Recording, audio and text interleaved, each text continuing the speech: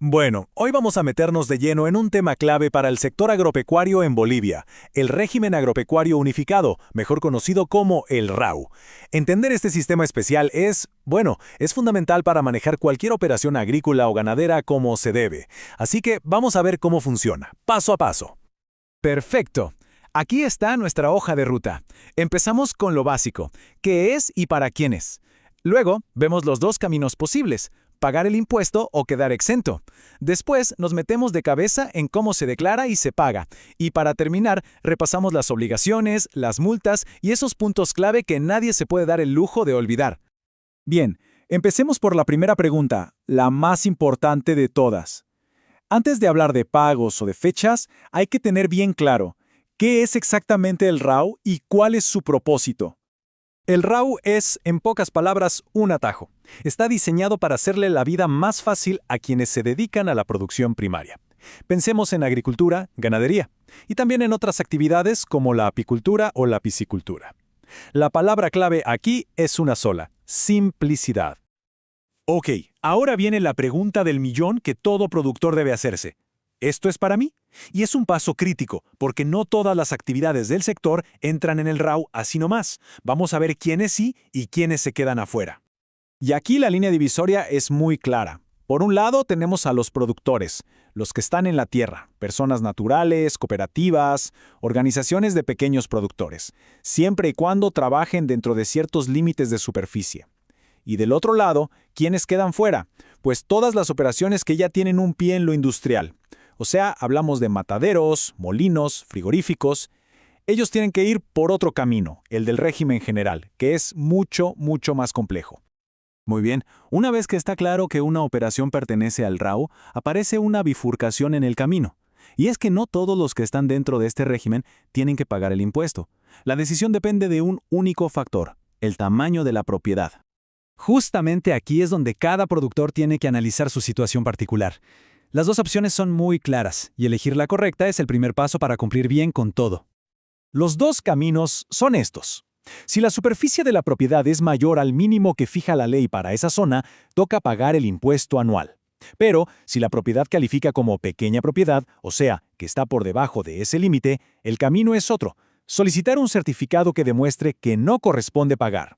Para quienes van por la ruta de la exención, el trámite es bastante sencillo. Hay que pedir cada año el certificado de no imponibilidad. Lo más importante, es gratis, no cuesta nada. Pero ojo, es indispensable presentar los papeles correctos, como el título de propiedad o algún documento que acredite la posesión, y sobre todo hacerlo antes de que vence el plazo. Ahora sí, cambiemos de carril. Hablemos de quienes sí tienen que pagar el impuesto. El proceso podría sonar complicado, pero vamos a ver que tanto el cálculo como la declaración son, en realidad, más simples de lo que parece. Miren, el cálculo es sorprendentemente directo. Es una simple multiplicación. La superficie imponible del terreno, medida en hectáreas, se multiplica por una cuota fija que establece el gobierno. ¡Y listo! Aquí es donde vemos que la ubicación lo es todo. Las cuotas fijas no son iguales para todos, para nada. Se actualizan cada año y varían muchísimo según la zona y la actividad. Fíjense en la diferencia. En el Chaco, una hectárea agrícola paga apenas un poco más de 3 bolivianos, pero en los valles abiertos con riego, esa cifra se dispara a casi 120 bolivianos. La diferencia es brutal. Para que esto quede más claro, nada como un ejemplo real. Usemos el caso oficial del señor Miguel Medrano. A ver, el punto clave aquí es este. El señor Medrano tiene 102 hectáreas, pero no paga sobre el total. Se le descuentan 50 hectáreas que se consideran no aprovechables. Entonces el impuesto se calcula solo sobre las 62 hectáreas que sí son imponibles. Eso, multiplicado por la cuota de su zona, da un total a pagar de poquito más de 200 bolivianos. La declaración hoy en día es totalmente en línea. Se hace a través del sistema SIAT de la autoridad tributaria con el formulario 701. El sistema mismo va guiando el proceso, desde que se ingresa con las credenciales hasta que se genera el formulario final. Y aquí viene la fecha que hay que grabar a fuego en el calendario: 31 de octubre. Es el último día para presentar la declaración y pagar. Pasada esa fecha, ya empiezan a correr las multas y los intereses. Pero bueno, cumplir con el RAU no es solo pagar a tiempo. Hay otras obligaciones, otros deberes formales que son igual de importantes. Y si se ignoran, las sanciones, bueno, como vamos a ver, pueden ser sorprendentemente altas. Estos deberes tienen que ver más que nada con la transparencia y con tener la información al día.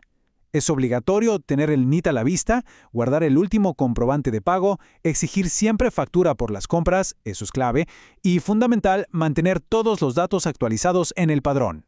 Las sanciones, como ven, no son un chiste.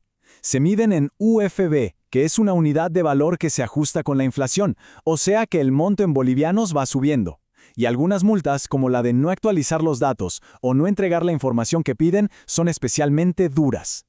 Y justo aquí nos topamos con algo que de verdad llama la atención. La multa por no actualizar los datos en el RAW es de 1000 UFBs. Ahora, si comparamos eso con otros regímenes simplificados, donde la misma falta cuesta solo 50 UFBs, bueno, la diferencia es abismal. Exactamente, es 20 veces más cara.